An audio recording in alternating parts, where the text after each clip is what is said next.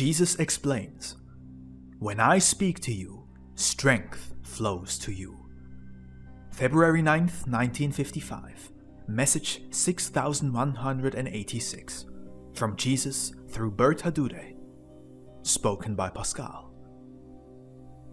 When I speak to you humans, strength flows to you, indescribably effective, even if you do not feel it physically.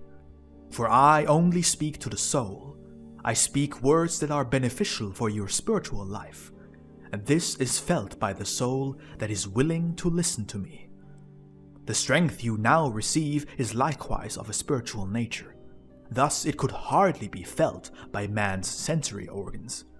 Yet the soul matures, and much more quickly at that, the more often it allows me to speak to it. And the reason for why it is not so obvious to you men is that a noticeable benefit, a perceptible progress, could prompt the soul to imitate me out of selfish motives, through calculation, and thereby it would remain unsuccessful. My word must be given heed of his own free will, and man must be inwardly motivated to do so. He must long for my presence, and only wish for me to speak to him, out of love for me. He must not be stirred to do so by promises or successes, things he might control himself, for his striving would be worthless for the soul. Yet you receive strength unmeasured, even if you cannot prove it as a human, for my speech is the manifestation of my strength of love, flowing over you out of necessity.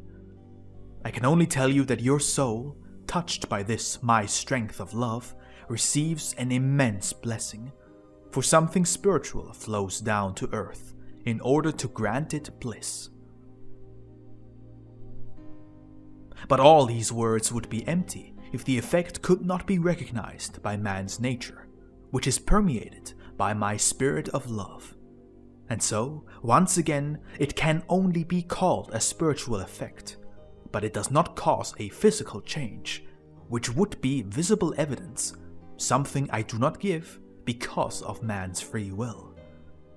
However, this is why so few people desire my word, because it does not bring them such advantages which they can see and grasp. This is why they lag behind in their spiritual development, and only strive for what seems desirable to them, things that improve their physical life.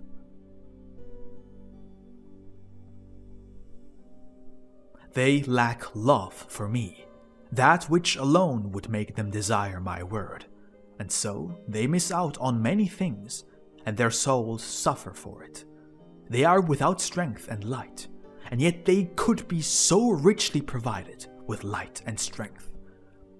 The people's will is free, yet I will never stop speaking to those who love me, and they will be allowed to receive much strength, and one day they will be able to create and work in the spiritual kingdom, as it is their destiny. Amen.